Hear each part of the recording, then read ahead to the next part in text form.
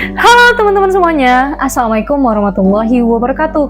Kembali lagi bersama saya Nurul Anissa dalam channel Belajar Tanpa Batas.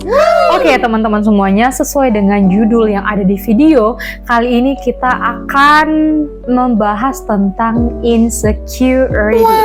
Nah, tentang insecure ya, semua orang pasti pernah merasakan yang namanya insecure. Tetapi terkadang ya ada perbedaan dari masing-masing orang. Karena insecure itu sebenarnya lumrah saja ya, atau itu secara fitrah memang ada pada diri setiap orang. Akan tetapi untuk setiap masing-masing orang itu beda kategori insecure-nya. So, for this video, I will tell you about how to kick down your insecurities. Jadi gimana cara menghilangkan rasa insecure. Oke, tapi sebelum itu saya juga pengen sharing tentang pengalaman insecure saya ya. Nah, jadi kalau untuk pengalaman insecure saya sebenarnya banyak ya kan, namanya kita manusia pasti kita pernah merasa rendah diri, terus kurang percaya diri, kayak kita itu merasa kadang nggak layak gitu kan ya, itu dia.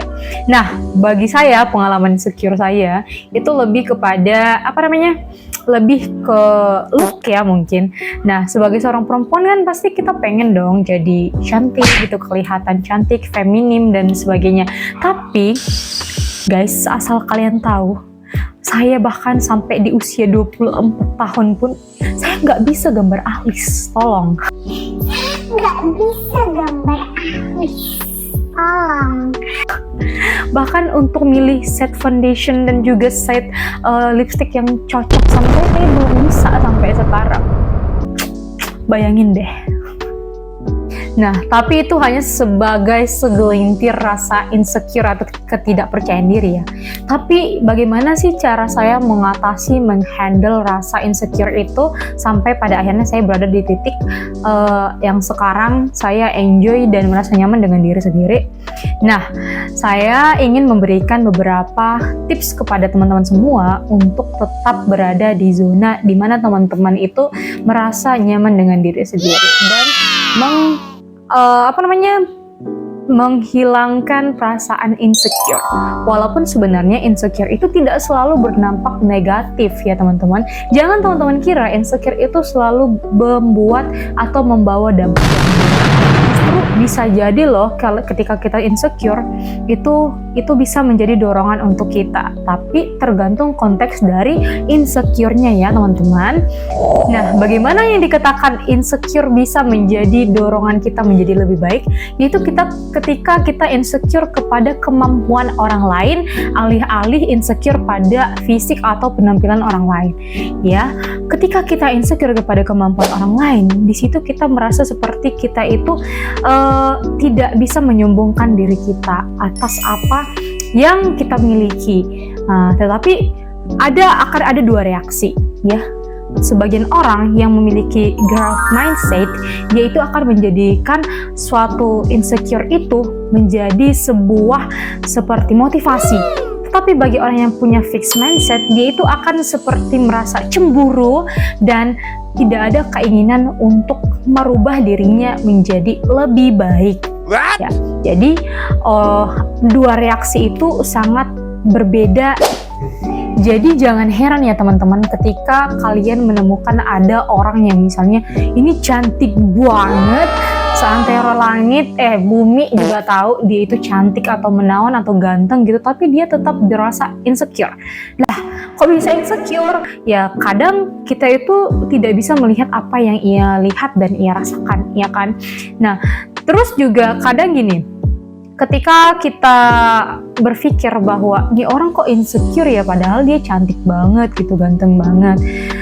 Tapi pas kita mendekati dia ataupun berusaha untuk berkomunikasi dengannya, lah ketika itu kita merasa kayak ini orang nggak nyambung ya diajak ngobrol gitu kan, di situ jadi terputus rasa kagum kita yang tadinya kita mengagumi kecantikan dan ketampanannya, tapi kemudian berubah menjadi sesuatu kekurangan ya, itu yang membuat dia menjadi insecure.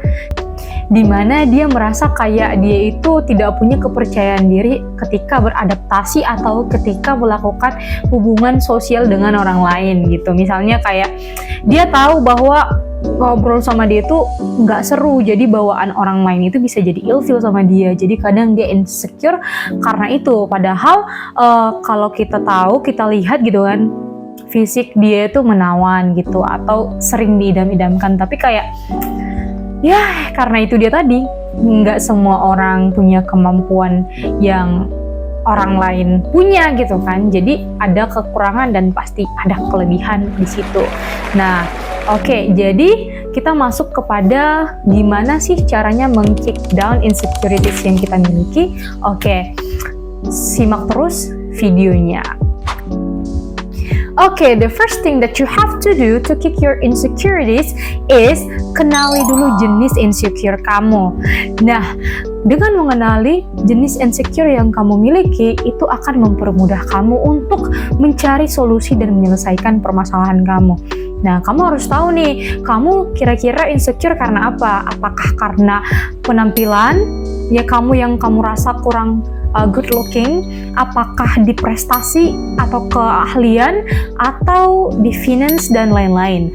Nah, kamu harus mencoba tahu kira-kira apa jenis insecure kamu. Jadi dengan begitu kamu akan lebih leluasa untuk mengidentifikasi dan mencari solusi serta menentukan option tentang apa yang akan kamu lakukan selanjutnya.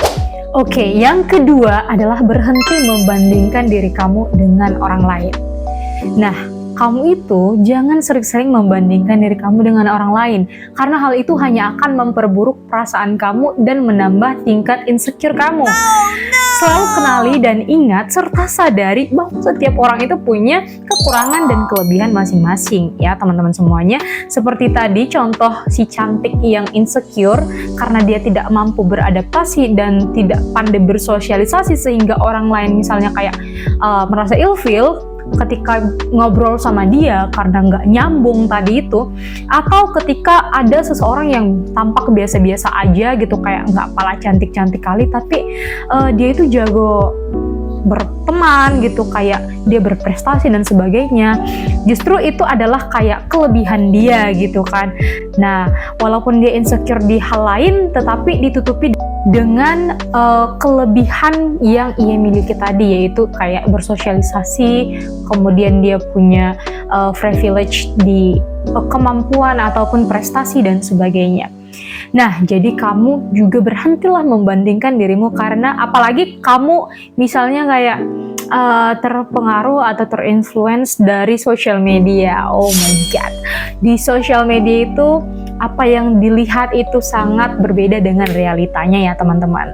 Ya karena kita tahu sendiri dong ya kan, sama seperti kita, pasti kita itu juga memposting yang bagus-bagus aja, yang baik-baik aja, yang pas lagi ceria-ceria aja. Nggak mungkin kita memposting keburukan kita, aib kita, ya kan?